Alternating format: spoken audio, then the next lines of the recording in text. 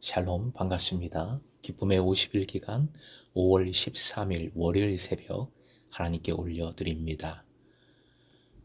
함께 세상의 유혹 시험이 찬양 부릅니다.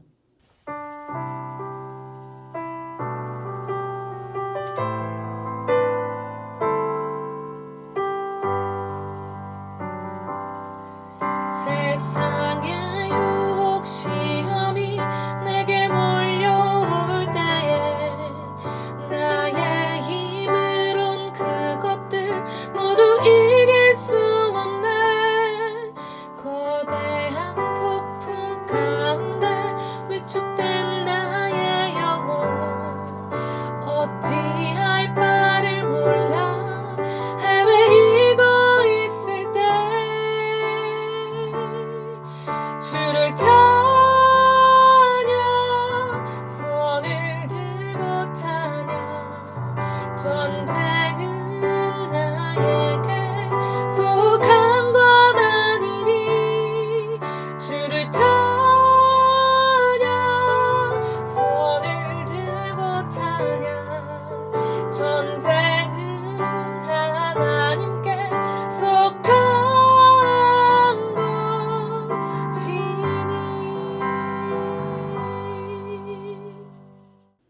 오늘 말씀 갈라디아서 2장 1절에서 5절, 갈라디아서 2장 1절부터 5절까지의 말씀 함께 읽겠습니다.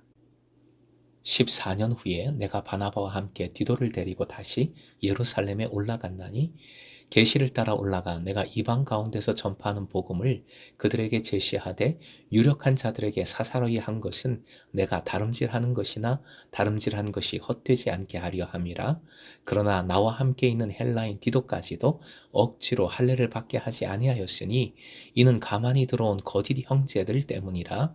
그들이 가만히 들어온 것은 그리스도 예수 안에서 우리가 가진 자유를 엿보고 우리를 종으로 삼고자 함이로되 그들에게 우리가 한시도 복종하지 아니하였으니 이는 복음의 진리가 항상 너희 가운데 있게 하려 함이라. 오늘의 기도 제목, 복음의 진리에 집중하여 자유하게 하소서. 복음의 진리에 집중하여 자유하게 하소서. 바울 사도는 그의 2차 예루살렘 방문이 14년 후에 있었다 증언합니다. 수행자 디도의 어머니는 유대인이지만 그 아버지는 헬라인이었습니다. 따라서 디도는 인종적으로 헬라인 이방인이었죠. 그는 그리스도인이 된 후에 할례를 받지 않았습니다.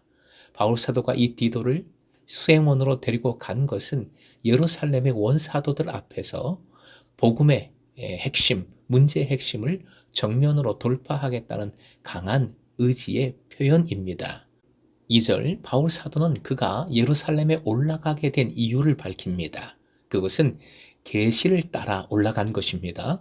계시를 따라서 예루살렘에 올라갔다는 것은 이 방문이 그곳의 사도들로부터 호출이나 소환 명령을 받은 것이 아님을 밝히는 것입니다. 이것은 대적자들과의 이 관계 속에서 굉장히 중요한 사실이지요. 바울 사도가 예루살렘에 올라가서 한 일은 그의 복음을 그들에게, 원사도들에게 제출하는 것이었습니다. 제출하다라는 단어의 의미는 상대편을 설득하거나 확인시키기 위해서 그들에게 내놓는 것을 뜻합니다. 갈라디아 교회의 적대자들은 예루살렘의 사도들을 등에 업고, 즉 이들로부터 실제로 지원을 받지 않았다 하더라도 그들을 핑계하여 바울 사도의 복음을 배척했을 것입니다. 그들은 바울 사도의 복음이 예루살렘 사도들의 복음과 다르다는 것을 근거로 내세우면서 그의 복음을 가짜라고 주장했을 것입니다. 그러므로 바울 사도는 그들의 주장이 허위임을 밝히고자 합니다. 신학적인 이론으로 그 허위성을 밝히지 않습니다. 역사적 사실을 이야기하는 것으로 그 허위를 밝히는 것이 충분하다 여기고 있는 것으로 보입니다. 그래서 사실 그대로를 증거하고 있습니다. 그의 적대자들이 말끝마다 끌어대는 바로 그 사람들, 즉 예루살렘의 원사도들과 이미 회의를 거쳐, 그러니까 담판하여서 시비되고 있는 이 문제를 깨끗이 해결 지었음을 밝히고 있는 것이지요. 복음을 제시하되 유력한 자들에게 사사로이 했다 말합니다. 이는 바울 사도가 그의 복음을 놓고 원사도들과 담판함에 있어서 이중적인 전략을 구사했음을 보여줍니다. 즉 공개석상에서 그들 전체에게 바울 사도의 복음을 설명하는 것과 동시에 그들 중 유명한 사람들에게는 사석에서 마쿠 교제를 통해서 그의 복음을 설명해 준 것입니다. 유명한 자들이란 본문 뒤 9절에 기둥같이 여기는 사람들과 같은 의미인데 9절에서는 야고보와 게바와 요한 세 사람을 거명하고 있습니다. 2절 후미에서 바울 사도는 복음을 전하는 그의 활동을 다름질하다라는 동사를 통하여 비유적으로 표현하고 있습니다. 다름질하는 것은 현재 그가 하고 있는 선교 활동을 가리키는 것이고 다름질한 것은 과거에 이루어 놓은 선교 활동의 결과를 의미합니다. 헛되지 않게 하려 함이라 헛되지 않게는 허사가 되지 않게라는 뜻이고 이는 지장이 없게 한다는 의미입니다. 즉 사도들이 바울의 복음의 반대 입장을 표명할 경우에는 기독교 공동체가 분열될 것이며 그 결과 그의 선교 활동은 많은 장애를 받게 될 것입니다. 왜냐하면 갈라디아 교회에서 지금 일어나고 있는 사태와 마찬가지로 많은 이방계 그리스도인들이 예루살렘 사도들의 판단을 신용하여서 바울에게로부터 떠날 것이기 때문입니다. 3절 바울 사도는 예루살렘 회의 결과를 디도의 사례로 잘 보여줍니다. 만일 바울 사도가 이 회의에서 실패했더라면 수행원으로 동행했던 디도는 현장에서 강제로 할례를 당하는 일이 일어났을 것입니다.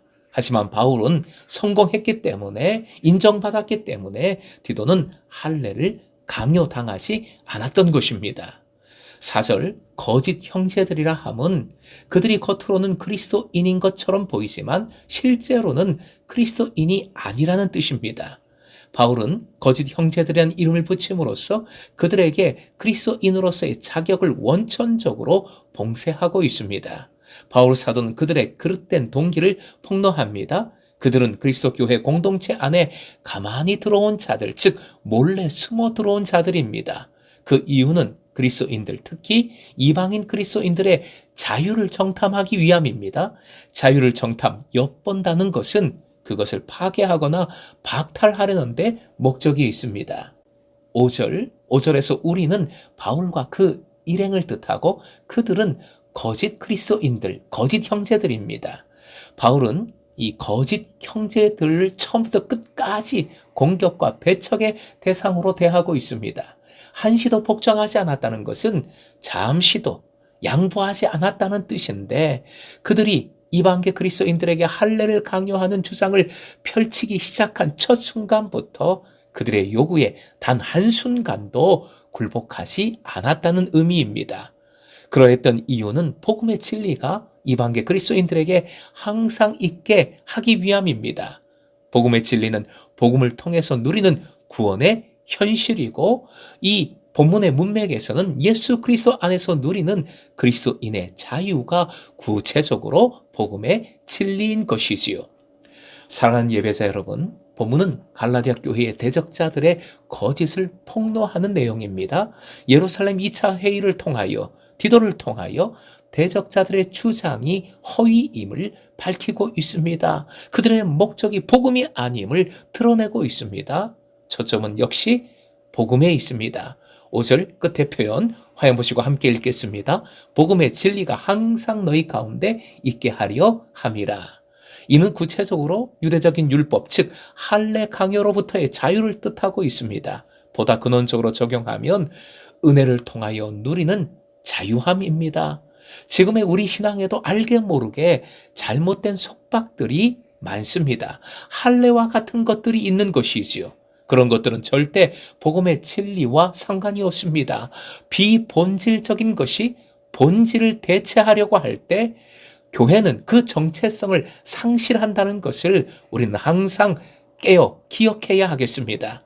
오늘도 복음의 진리에 집중하십시다. 그리할 때 자유를 누립니다. 자유는 결국 주님과 동행하는 삶입니다. 자유는 죄에서의 자유함이며 율법에서의 자유함이며 사람이 만든 모든 속박으로부터의 자유함입니다. 예수 안에서의 누리는 자유, 기쁨입니다. 주님 안에서, 주님의 은혜 안에서 온전히 자유하시길 주님의 이름으로 축원드립니다.